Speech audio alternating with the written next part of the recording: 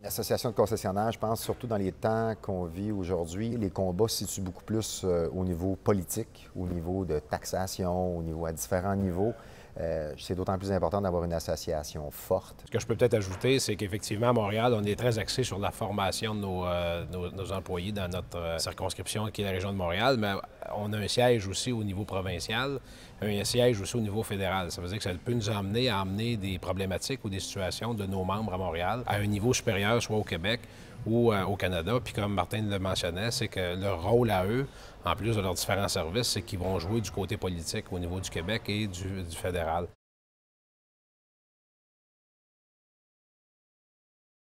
C'est sûr que ça met une pression, on ne se le cachera pas parce que c'est dispendieux. Dans le contexte d'aujourd'hui, dans le paysage, que ce soit pour l'achat d'une voiture, d'un camion, mais même dans le reste de la consommation que les gens font, ils s'attendent aujourd'hui à avoir un environnement qui est moderne et qui est rafraîchi. Donc, c'est nécessaire.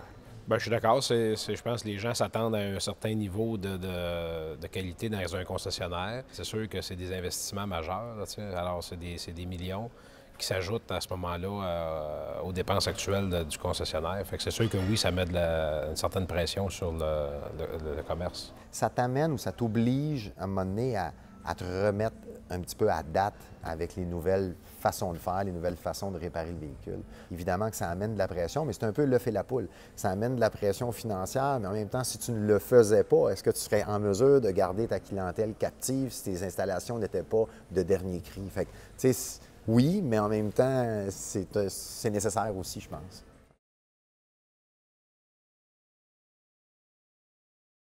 Je pense que l'objectif, c'est plutôt de rendre bien agréable le temps que le client va passer en concession, plus que de vendre exactement des voitures, plus de voitures. Je pense pas nécessairement directement, mais ça rehausse l'expérience client. Chaque manufacturier, des fois, a leurs exigences. Là, pour ma part, notre manufacturier n'exige pas nécessairement de restaurant ou des choses comme ça, mais ça prend un espace client, évidemment, café, puis ça, je pense que c'est important.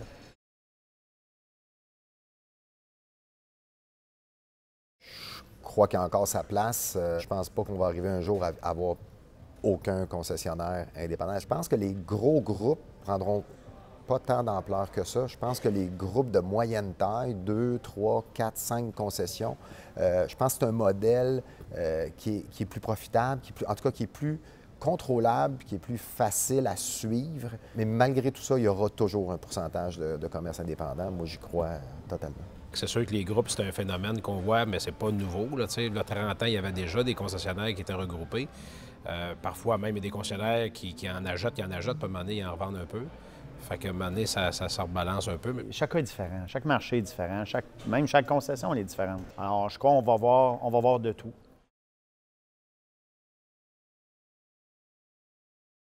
Là, en ce moment, on est plutôt à l'ère. Les gens magasinent sur Internet, veulent être répondus rapidement, de façon précise, qu'on réponde à leurs questions et viennent rapidement en concession après pour en faire l'essai puis expérimenter la visite. Donc là, en ce moment, on est là. Est-ce que ça va aller plus loin?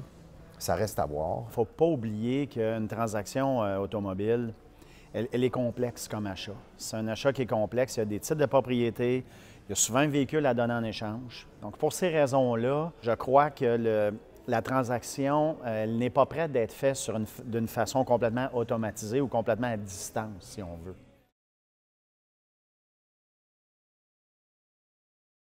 La première chose qu'on pense, c'est de la rétention de service dans l'atelier automobile. Il ne faut pas oublier qu'on a plusieurs compétiteurs dans ce marché-là. Donc, on essaie de retenir le plus grand pourcentage de nos clients au niveau des ateliers, ce qui a trait à la mécanique. Il faut trouver des nouvelles façons, être imaginatif. Il y a des services supplémentaires. Entre autres, on n'a qu'à penser, exemple, l'entreposage des pneus qu'on ne voyait pas avant, mais que depuis une couple d'années, c'est rendu la tendance. Ça donne un service supplémentaire aux clients, puis ça permet d'avoir un certain revenu.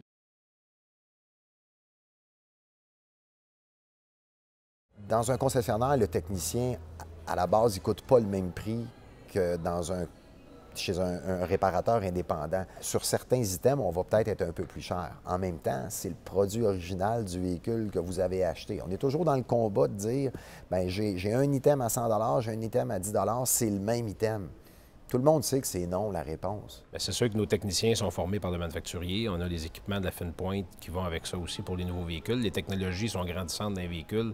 Alors, c'est sûr que chez le manufacturier, chez le concessionnaire, les clients, bien, ils peuvent obtenir le même service plus rapidement, souvent que dans des ateliers indépendants, qui souvent, quand ils ont un problème qu'ils ne trouvent pas, nous appellent pour connaître la solution.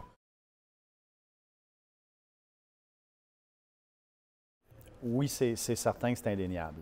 On connaît tous les principes des réseaux confiance, ce genre de choses-là. Par contre, ce n'est pas le seul, moi je dirais que ce n'est pas le seul phénomène. Peut-être être rentable et efficace, on a besoin d'un certain volume. Ce qu'on voit dans le marché, c'est que les concessionnaires, dans des territoires donnés, se regroupent. Les taux horaires payés aussi au Québec font en sorte que ça prend vraiment un grand volume pour arriver à rentabiliser le tout. C'est eux autres qui déterminent, les assureurs, combien ils payent leur main-d'œuvre. Alors, ça oblige à ce moment-là les carrossiers à s'adapter pour avoir la main-d'œuvre, pour entrer dans les chiffres de l'assureur. Puis ça fait qu'à un moment donné, si tu n'as pas le volume, tu ne peux pas arriver. Effectivement, ça peut avoir un impact sur, en tout cas, peut-être pas la taille de nos ateliers, mais le type de réparateur de véhicules. En même temps, hein, qui dit électricité, on le sait, là, on en a de plus en plus dans nos autos, puis c'est ce qui brise quasiment plus maintenant que la mécanique. Fait que, pas vraiment inquiet. Je vois plutôt ça d'un bon œil, moi, tout ce qui s'en vient. Les pneus, les enlignements, la direction, les voitures vont continuer à avoir toutes ces pièces-là, puis à un moment donné, avec les routes qu'on a, c'est une réalité qu'à un moment donné, les enlignements sont requis, doivent être vérifiés.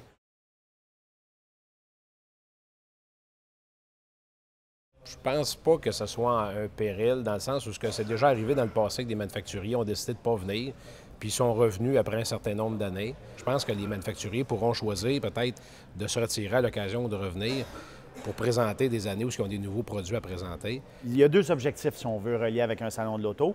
Puis dépendamment où il est placé dans le monde et à quelle période il est organisé, ça va servir aux manufacturiers. Donc, évidemment, on ne contrôle pas les manufacturiers, puis il peut y avoir de l'alternance, mais je vous rassurais de ce côté-là, le salon de l'auto, il est bien fondé, puis il a vraiment sa raison d'être. De ce côté-là, j'ai aucune inquiétude.